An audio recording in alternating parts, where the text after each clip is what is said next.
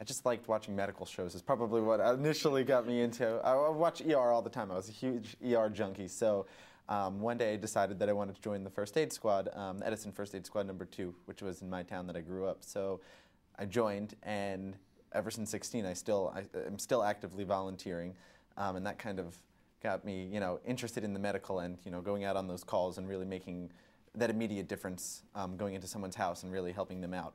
And then a couple of the senior members on the first aid squad, which now going through this program, realized that they were actually mentors. Probably back then I didn't realize what a mentor actually was.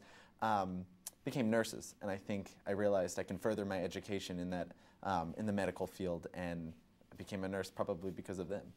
My mother being a nurse and an educator is part of it, but part of the reason why I went into nursing and part of the reason why I chose the concept, basically my wife has battled chronic illness. She had a stroke at a very young age, and I've watched her become a person that people would aspire to be, utilizing her strengths in order to overcome anything that came her way. We had a child, was born premature, was in a premature nursery for 4 months. He's 12 years old now. And all those experiences that I've had between being my mother or my wife or my son, watching the nurses and the advanced care nurses, advanced practice nurses, and educators that came in either for support for us or to take care of him, just firmly kind of reinforced nursing as a profession and further advanced practice nursing and PhD level or professorship, for lack of a better word, as the goal for me in the long term. As nurses, we are all educators at some point. You orient new students, you teach your patients.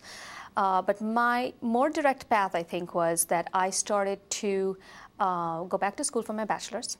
Then I went back to school for my master's. And it kind of seemed like this trajectory that I was on. I loved working with other students. And I was also mentoring students in the clinical area. So at that point, I said, this is a fun thing. This is an activity that I enjoy doing. Faculty that I was working with recommended to me, this is something you seem to enjoy doing. Why don't you start doing it? So I was, continued to work in the hospital, but started to adjunct as well.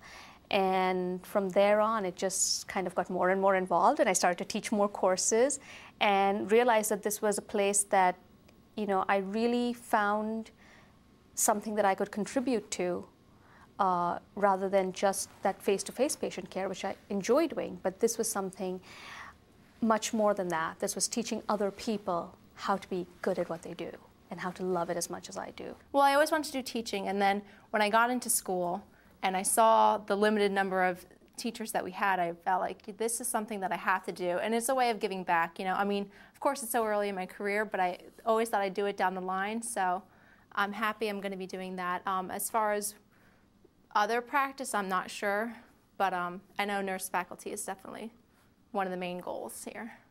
In the clinical and educational experience that I've had, I know that there's still problems. There's still a lot of education that needs to happen, whether it starts in the nursing schools or extends beyond into our practices. There's something missing between what is learned and what is actually done.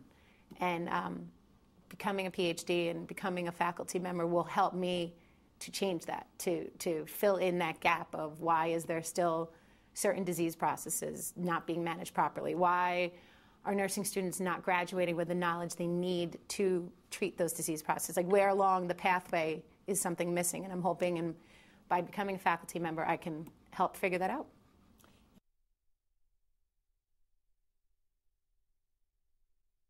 Being in the Robert Wood Johnson Foundation scholarship program, that we can really bring our experience, our clinical experience, along with our teaching experience to the table and create quality nurses, and really inspiring them to do great nursing care for their patients.